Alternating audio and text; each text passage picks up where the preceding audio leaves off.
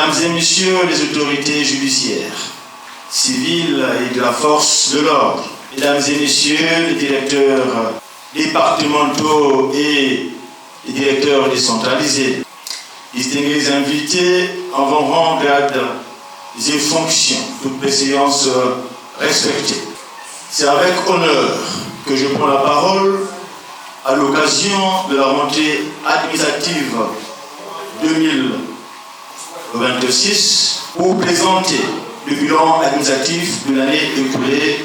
Je parle de l'année 2025. La rentrée administrative nous offre ici l'occasion solennelle de marquer une pause afin d'évaluer l'action menée par l'administration au service de l'État et de nos populations au cours de l'année écoulée.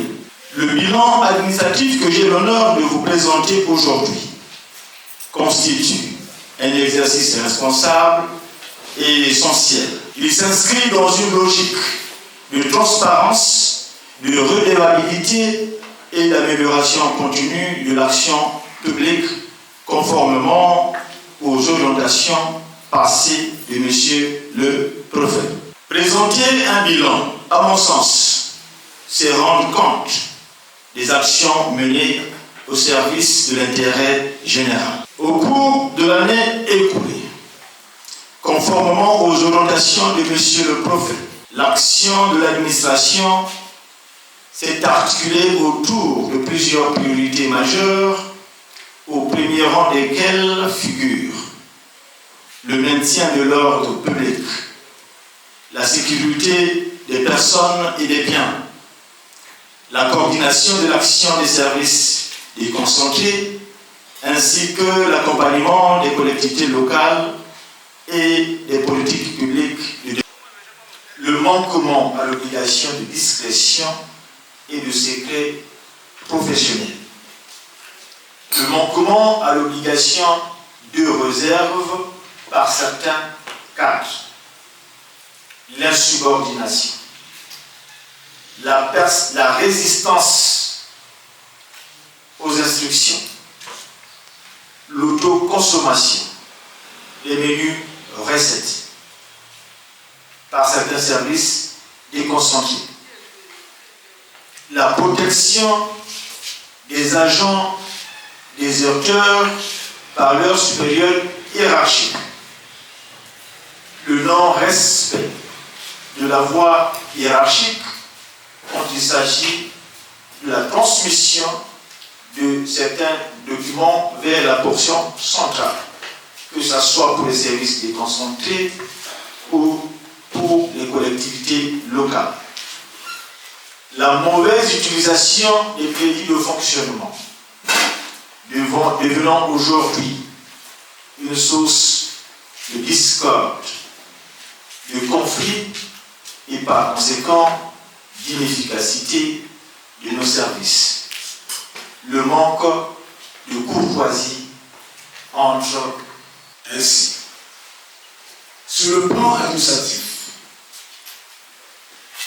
le bilan reste, je le dis sans détour, peu élogieux.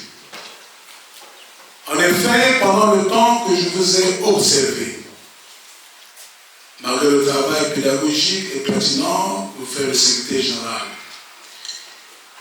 j'ai constaté une hausse préoccupante des absences injustifiées dans les services et le non-respect des dates de retour, surtout pendant les périodes de fête. Des manquements à la discrétion professionnelle.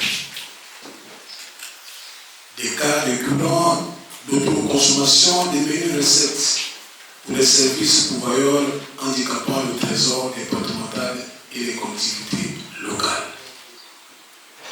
La désertion de postes de travail. L'irrégularité au travail. La mauvaise utilisation des ressources financières mises à la disposition pour le fonctionnement de nos services. Le clientélisme administratif. Le tribalisme en milieu professionnel. l'insubordination. Le non-respect de la hiérarchie et de la voie hiérarchique. Tous ces mots, tels que décriés par le secrétaire général du département, seront combattus avec la dernière énergie.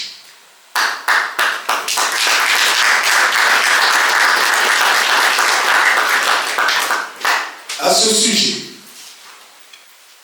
je vous rassurais lors de ma réunion de prise de contact le 30 mai 2025 que toutes les solutions à ma disposition seront utilisées si ce n'est que pour rétablir l'image de notre administration ou pour l'intérêt de nos populations.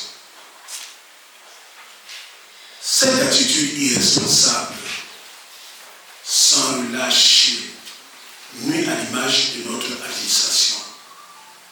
Mais surtout, pénalise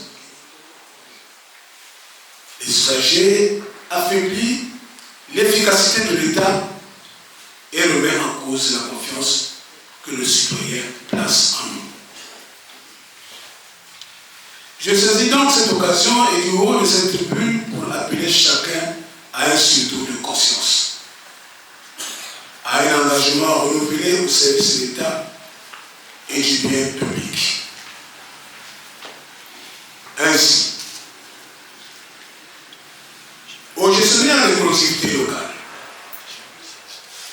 les temps sont très difficiles.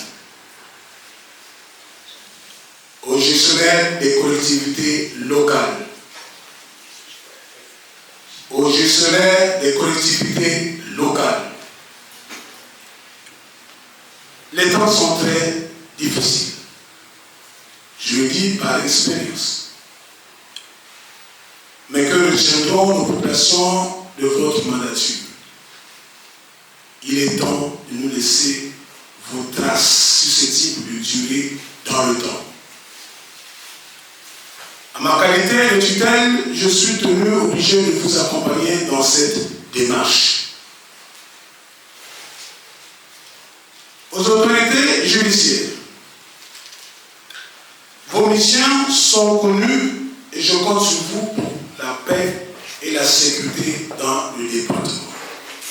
Car, à comparer avec les 5 dernières années, les statistiques me révèlent que le taux de criminalité aujourd'hui est à la baisse. Vos difficultés sont connues. Celles relatives à l'absence d'une maison d'arrêt reste l'une des grandes préoccupations. Aux autorités de la force publique, la protection des populations et de leurs biens reste votre mission régalienne.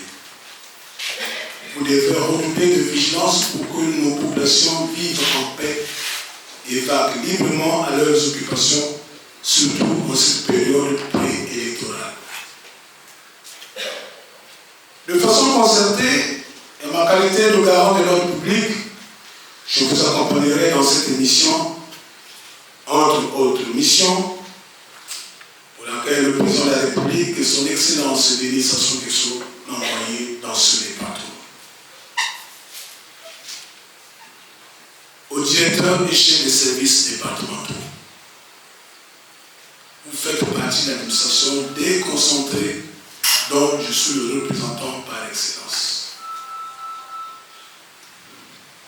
Madame la préfète Sontan m'a parlé de vous plus en bien. Le temps m'a permis de vous connaître.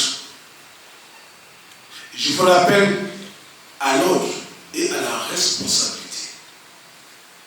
Mais je suis rassuré que vous pouvez mieux faire et je compte sur vous dans l'accomplissement de ma mission. Pour l'ensemble, ce n'est un secret pour personne. 2026 est une année électorale dans notre pays. Je le redis, je voulais vous inviter à la responsabilité et à un esprit républicain pour que ces élections se déroulent de façon apaisée et démocratique dans le département des Plateaux. Mesdames et messieurs, distingués invités,